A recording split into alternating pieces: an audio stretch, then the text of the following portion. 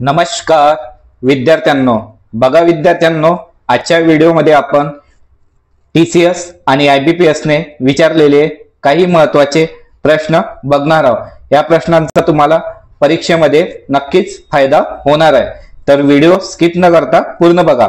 पहिला प्रश्न बघा काय म्हणतो, A आणि B हे दोन पाईप अनुक्रमे 16 आणि 12 तासात टाकी भरू शकतात। टाकीची क्षमता 240 लिटर आहे। दोन्ही पाईप एकाच वेळी उघडले जातात आणि 2 तासांनी बंद केले जातात। टाकी भरण्यासाठी आणखी किती पाणी लिटर मध्ये लागेल सांगा। बघा दोन पाईप आहे A आणि B। A किती तासात भरते 16, B किती तासात भरते 12। दोघांची एलसीएम घ्या, किती येते 16 2 16 48। समजा टाकीची क्षमता 48 आहे आणि दिली किती आहे, टाकी क्षमता 240 लिटर, म्हणजे एक किती झालं 5 चोक 20, तर एक म्हणजे 5, याला भागाकार दिलं तर 5 येते, तर एक युनिट म्हणजे किती 5 लिटर। तर बघा, तर टाकीची क्षमता समजू आपण 48 लिटर आहे, तर 16 त्रिक 48 12 चोक 48, म्हणजे A एका तासात 3 लिटर भरते आणि B एका तासात 4 लिटर भरते। दोन्ही पाईप एकाच वेळी उघडले जातात आणि 2 तासांनी बंद केले जातात। बघा A प्लस B किती झाले 3 अधिक 4 7, हे एका तासात 7 लिटर भरते, तर 2 तासात किती भरणार, 2 तासात 14 लिटर भरते, 14 युनिट, 2 तासात 14 लिटर भरते। ठीक आहे, 14 म्हणजे किती झाले, एक म्हणजे 5 लिटर, तर 14 युनिट म्हणजे किती 14 पंचे 70 लिटर। 2 तासात A आणि B किती लिटर भरते 70। आता वजा करा, 240 मधून 70 गेले, किती राहिले 0, 14 7 170, किती शिल्लक राहते 170। तर टाकी भरण्यासाठी आणखी किती पाणी लागेल, तर 170 लिटर पाणी लागेल। बघा A एका तासात 16 भरते, नाही A एक टाकी 16 तासात भरते आणि B एक टाकी 12 तासात भरते, तर ह्या दोघांचं एलसीएम किती आलं 48। ही टाकीची क्षमता आहे, पण टाकीची क्षमता किती दिली आहे 240, तर मग 48 ने 240 ला भागितलं तर एकची व्हॅल्यू किती आली 5 लिटर। समजलं। मग A आणि B, A एका तासात 3 लिटर भरते, B एका तासात 4 लिटर भरते, तर A प्लस B एका तासात 7 लिटर भरते, तर 2 तासात किती लिटर भरते 14 ची व्हॅल्यू किती दिली आहे 14 गुणिले 5 करा 70 लिटर, मग 240 मधून 70 गेले 170 लिटर शिल्लक राहते। समजलं। क्वेश्चन नंबर 2 आहे, सोनाली तिच्या मासिक पगाराच्या 25% घर भाड्यावर आणि मासिक पगाराच्या 30% कपड्यांवर खर्च करते। तिने तिच्या उर्वरित मासिक पगाराच्या 40% तिच्या आईला दिला, 40% तिच्या आईलाच दिला। जर तिचा उर्वरित मासिक पगार 10,000 रुपये असेल तर तिचा मासिक पगार शोधा। बघा पगार किती असेल 100%, किती असेल 100%, त्याच्यामध्ये किती घर भाड्यावर किती देते, ती घर भाड्यावर देते 25%। ठीक आहे, आणि मासिक पगाराच्या म्हणजे 100 पैकी 30% कशावर खर्च करते, ते कपड्यावर, हे घर आणि हे कपडे, किती झाले 30 आणि 20 50 55%। शिल्लक किती राहिले, शिल्लक राहिले 45%। तर काय म्हणते, तिने तिच्या उर्वरित, आता उर्वरित किती राहिलं 45%, तर त्याच्या 40% तिच्या आईला दिला। याच्या 40% किती होईल, 45 चे 40% काढा, किती येते काढून देतो, गुणिले 40 100, 0 0 कॅन्सल, 2 2 4 2 5 10 5 9 9 2 18%, तर 18% किती देते तिच्या आईला दिला, 18% आईला दिला। जर तिच्या उर्वरित मासिक पगाराच्या, आता मासिक पगार किती राहिला 45 मधून 18 गेले, किती राहते 18 गेले किती राहते 27%, तर उर्वरित मासिक पगार 10,800 रुपये आहे, 10,800 रुपये। बघा 45 मधून 18 गेले किती राहते 27%, आणि 27% ची व्हॅल्यू किती आहे 10,800, ते 1% ची व्हॅल्यू 400, तर 100% ची व्हॅल्यू किती होणार 40,000। ते आन्सर किती येणार 40,000। कुठे आहे बघा पगार किती 100% होता, घर भाड्यावर किती गेला 25% आणि 30% किती केला कपड्यावर, मग शिल्लक किती राहिला, हे 55% झाले, शिल्लक राहिला 45%. मग 45%च्या उर्वरित 40% आईला दिला, 45चे 40% किती होते 18% आईला दिला, मग उरले किती 27%. आणि पगार किती आहे, शिल्लक राहिलेला 10,800 रुपये, तर 27% ची व्हॅल्यू 10,000 रुपये, तर 1% ची व्हॅल्यू 400 रुपये, तर 100% किती झालं 40,000 रुपये.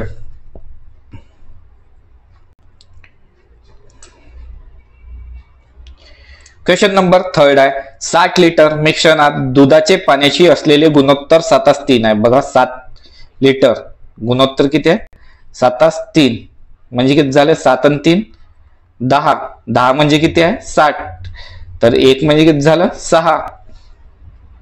किती पाणी मिसळावे, काय करायचं आपल्याला, दूध मिल्क आणि वॉटर, जेणेकरून दुधाचे प्रमाण तयार होणाऱ्या मिश्रणाच्या 33.13% होईल. तर सांगा.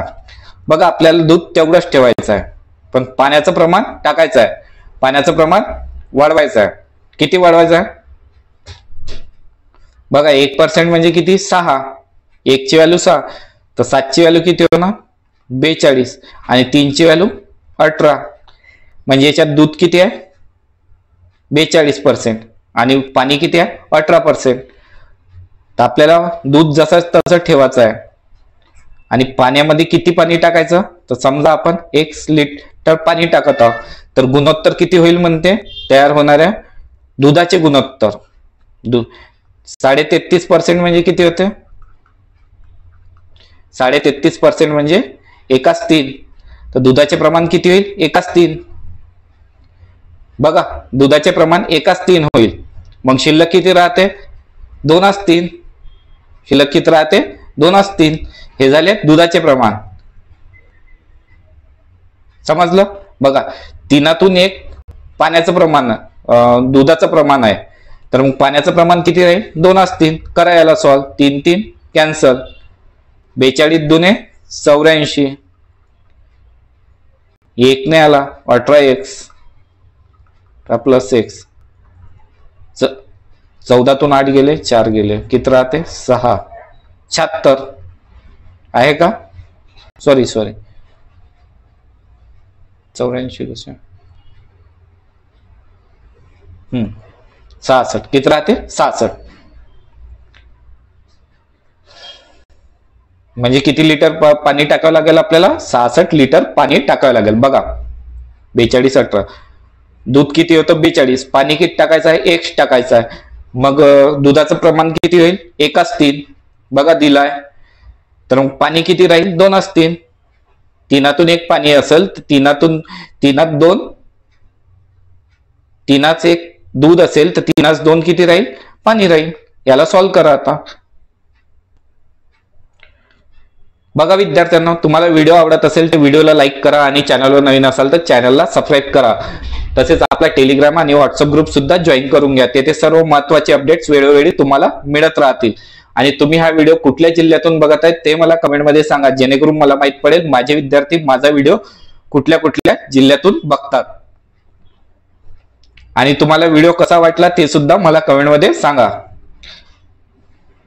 एक अप्रामाणिक विक्रेता खरेदी किमतीला फळे विकण्याचा दावा करतो, पण तो 1 किलो वजनाऐवजी 800 ग्रॅम वजन वापरतो. त्याचा टक्केवारीतील फायदा शोधा. बघा विद्यार्थ्यांनो, खूप सोपी प्रश्न आहे, पण कन्सेप्ट कळायला पाहिजे. काय म्हणत आहे, एक अप्रामाणिक आहे तो, पण काय सांगतो ज्या किमतीला त्याने खरेदी केली त्याच किमतीला तो विकत आहे, तर मग तो बिझनेस कसा करेल, म्हणजे काही ना काही तर प्रॉफिट कमवत आहे. तर तो काय करत आहे 1 किलो वजनाऐवजी 800 ग्रॅम वजन वापरतो, म्हणजे तो 800 ग्रॅम मध्ये प्रॉफिट कमवत आहे. तर कितीचा प्रॉफिट कमवत आहे, 1 किलो म्हणजे 1000 ग्रॅम, 1000 मध्ये तो किती देत आहे 800, म्हणजे 200 ग्रॅम त्याच्याकडे शिल्लक राहते, तर तो 800 वर 200 कमवत आहे, 800 वर 200 कमवत आहे. नाही तर तुम्ही इथे 1000 करा, 1000 वर 200चं प्रॉफिट नाही, तर तो 800 ग्रॅम वर 200 ग्रॅमचं प्रॉफिट कमवत आहे, म्हणजे तो एकाच्या प्रॉफिट कमवत आहे. पण याला टक्केवारीत काढायचा आहे, तर 100 ने गुणा किती येते 25%, तर त्याचा फायदा किती झाला 25%. नेक्स्ट क्वेश्चन आहे, ए आणि बी यांच्या सध्याच्या वयाचे गुणोत्तर 8:5 आहे. बी आणि सी च्या सध्याच्या वयाची सरासरी, बी प्लस सी यांच्या सध्याच्या वयाची सरासरी म्हणजे यांच्या वयाची बेरीज किती असेल? 70. जर 5 वर्षापूर्वी ए आणि बी यांच्या वयाची बेरीज 55 वर्ष असेल तर ए आणि सी यांच्या सध्याच्या वयातील फरक शोधा. बघा, ए आणि सी यांची 5 वर्षापूर्वी किती होती? 55 वर्ष. तर आज किती राहील? 5 वर्षापूर्वी 55 होती, तर 5 ऍड करा. ए चे वय 5 वर्षाने वाढेल, बी चे सुद्धा 5 वर्षाने वाढेल, तर किती होईल? 55 अधिक 10 किती झाले? 65 वर्ष. बरोबर आहे ना? 65 होईल ना? 5 वर्ष नंतर यांचं वय 5 ने वाढेल, 65 होईल आजच्या वयाची बेरीज. तर ए आणि सी यांच्या सध्याच्या वयातील फरक शोधा. तर बघा, मायनस करू का? सॉरी हे किती आहे? ए आणि बी, बी आहे तेच तर म्हटलं, सी कसा आला? मायनस मायनस मायनस, बी कॅन्सल, काय येणार? ए मायनस सी.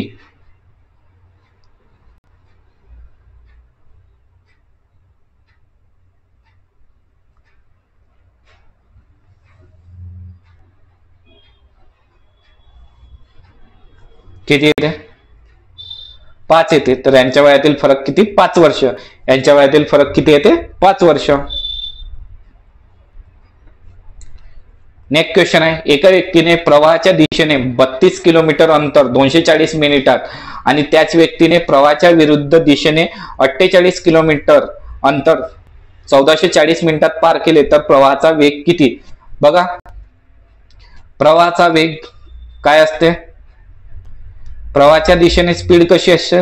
जास्त, कारण की ते पाण्याच्या दिशेने वाहत आहे. पाण्याची दिशा प्लस बोटीने जात असेल तर बोटीची, दोघांची स्पीड ऍड होते म्हणून स्पीड कशी जास्त असेल. तर स्पीडचं सूत्र काय? Distance upon time. अंतर किती दिलाय? 32 किलोमीटर आणि टाइम किती दिलाय? 240 मिनिट. 240 मिनिट आहे, त्याला तासात करायसाठी 60 ने भागायचं. 32 भागीला 6×24 किती आली स्पीड? 8 किलोमीटर प्रति हवर. आणि काय म्हणते? त्याच व्यक्तीने प्रवाहाच्या विरुद्ध दिशेने, बघा आता ह्या दिशेने जाईल तर पाण्याची स्पीड कमी करावी लागेल. समजलं? बेसिक कन्सेप्ट आहे, माहित पाहिजे. प्रवाहाच्या विरुद्ध दिशेने स्पीड कमी होते. तर स्पीडचा फॉर्म्युला काय? Distance upon time. डिस्टन्स किती आहे? 48 किलोमीटर. अंतर किती आहे? 1440. सॉरी, किती टाइम लागला? 1440 मिनिट. तासामध्ये करायला 60 ने भागायचं. 6 6 2 12, 6×24, 24 2 48, 2 किलोमीटर प्रति हवर. बघा, 2 आणि 8 लक्षात ठेवा. प्रवाहाच्या दिशेने किती आली स्पीड? 8 किलोमीटर प्रति हवर. आणि प्रवाहाच्या विरुद्ध दिशेने किती आली स्पीड? 2 किलोमीटर प्रति हवर. तर प्रवाहाचा वेग किती? तर बघा, त्याच्यासाठी काय करायचं? दोघांची बेरीज करायचं. 8 + 2 10/2. 10/2 किती आलं? 5 किलोमीटर प्रति हवर. ह्या दोघांची बेरीज करायची, मग काय येते? प्रवाहाचा वेग माहित पडते.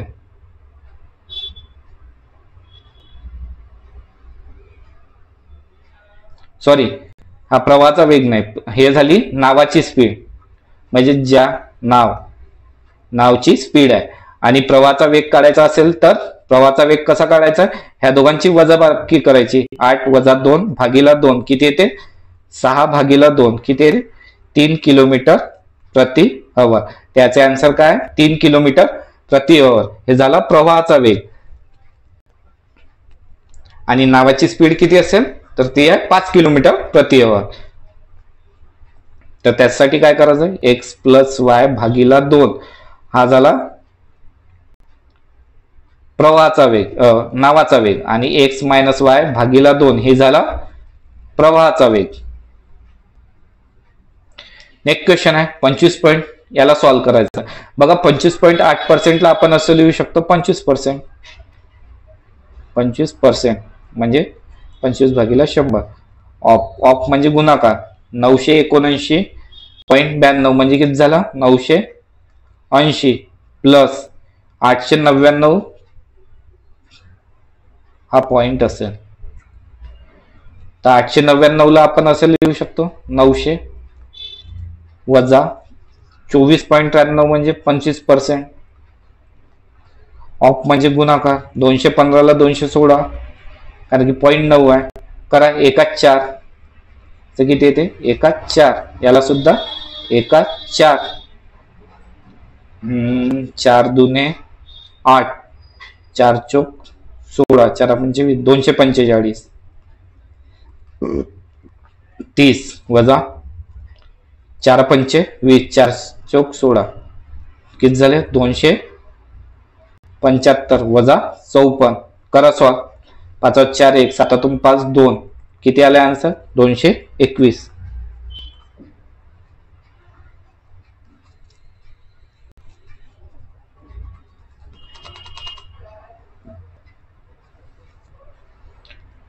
किती आला आन्सर 221. नेक्स्ट क्वेश्चन घ्या. एका विशिष्ट रकमेवरील 5 वर्षासाठी 15% वार्षिक दराने सरळ व्याज हे त्याच कालावधीसाठी, कालावधी किती तोच कालावधी म्हणजे 5 वर्षासाठी, वार्षिक दराने मिळणाऱ्या 5 15 12% मिळणाऱ्या सरळ व्याजापेक्षा इथे आहे 12%, सरळ व्याजापेक्षा 1500 रुपये जास्त आहे तर मुद्दल किती. बघा काय म्हणत आहे, कालावधी किती, टाइम पिरियड आहे 5 वर्षासाठी आणि पहिला आहे 15% आणि दुसरा आहे 12%. पहिलं व्याज आहे 15%, दुसरा आहे व्याज 12%. किती झालं 3% जास्त आहे. तर 3% किती रुपये जास्त मिळत आहे म्हणते 1500 रुपये. बघा 5 वर्षासाठी 15% वार्षिक दराने सरळ व्याज हे त्याच कालावधीसाठी म्हणजे 5 वर्षासाठी 12% वार्षिक दराने मिळणाऱ्या सरळ व्याजापेक्षा 1500 रुपये जास्त आहे.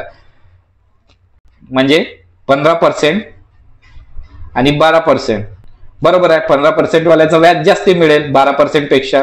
कितीचा फरक आहे 3% व्याजाचा. आणि किती रुपये जास्त मिळत आहे 1500 रुपये. पण टाइम पिरियड किती आहे 5. तर व्याज किती होणार 5 वर्षाचं 3% ने 15%. तर 15% ची किती रुपये दिले 1500 रुपये. तर एक म्हणजे किती झालं 100 आणि 100 म्हणजे किती होईल 10,000. किती आलं 10,000. सोपी आहे. बघा दोन्ही व्याजाचा फरक काढा. 3% जास्त आहे आणि किती वर्षासाठी आहे 5 वर्षासाठी. तर 5 वर्षाचं 3% ने किती होईल 15% आणि 15% किंमत किती दिली आहे 1500 रुपये. ते एका पर्सेंटची 100% ची 10,000. तर मुद्दल किती होती 10,000 रुपये. नेक्स्ट क्वेश्चन आहे विद्यार्थ्यांना. हा क्वेश्चन झाला ठीक आहे टाकीचा. 14 महिने 12 महिने आणि 6 महिन्याच्या कालावधीसाठी ए बी सी यांच्या गुंतवणुकीचे गुणोत्तर अनुक्रमे 4:3:6 आहे. जर ए चा नफा 2800 रुपये असेल तर बी आणि सी च्या नफ्याच्या वाटेची बेरीज शोधा. तर बघा नफ्यासाठी काय करावं लागते महिना आणि गुंतवणूक यांचा गुणाकार. तर ए बी यांच्या नफ्याचे गुणोत्तर आपण काढू. तर ए किती महिन्यासाठी गुंतवत आहे 14 महिन्यासाठी, 12 महिन्यासाठी आणि 6 महिन्यासाठी. आणि गुंतवणुकीचे गुणोत्तर किती आहे 4:3:6. 4:3:6 करायला सो हे झालं काय आपलं नफ्याचं गुणोत्तर. किती झालं नफ्याचं गुणोत्तर. बेसाठी 14 बेसक 12 7 चौक 28 साइन 3 18 3 सक 18. याला पुन्हा भाग जाते का 14 2 सम 14 दुने 28 बे 9 18 बे 9 18. जर ए चा नफा 2800 रुपये असेल 14 ची किंमत किती दिली आहे 28,000. 14 ची किंमत 28,000 आहे. तर एक ची किती झाली एक ची झाली 2000, 1 म्हणजे 2000. तर मग 9 म्हणजे किती आहे? तर काय म्हणतात, बी आणि सी च्या नफ्याच्या वाट्याची बेरीज. त्यांचा नफा किती आहे? बी चा 9, सी चा 9, दोघांचा 18. 1 ची व्हॅल्यू 2000 तर 18 ची व्हॅल्यू 36,000. किती झाली? 36,000. बघा याचा नफा किती आला होता? 14 आणि त्यांनी दिला किती आहे? 28,000. 14 म्हणजे 28,000 तर 1 म्हणजे 2,000. आणि बी आणि सी च्या नफ्याची वाट्याची बेरीज किती येईल? बी ला 9 प्रॉफिट होते, सी ला 9 प्रॉफिट होते, दोघांची मिळून 18 प्रॉफिट होते. 1 ची व्हॅल्यू 2000 तर 18 ची व्हॅल्यू किती? 36,000. समजलं? बघा विद्यार्थ्यांना, तुम्हाला व्हिडिओ आवडला असेल तर व्हिडिओला लाईक करा आणि चॅनलवर नवीन असाल तर चॅनलला सबस्क्राईब करा. तसेच आपला टेलिग्राम आणि व्हॉट्सअप ग्रुप सुद्धा जॉईन करून घ्या. तेथे सर्व महत्त्वाचे अपडेट्स वेळोवेळी तुम्हाला मिळत राहील. व्हिडिओ बघितल्याबद्दल आणि तुम्ही हा व्हिडिओ कुठल्या जिल्ह्यातून बघत आहे ते मला कमेंटमध्ये सांगा, जेणेकरून मला माहित पडेल माझे विद्यार्थी माझा व्हिडिओ कुठल्या कुठल्या जिल्ह्यातून बघतात. व्हिडिओ बघितल्याबद्दल तुम्हा सर्वांचे मनापासून धन्यवाद.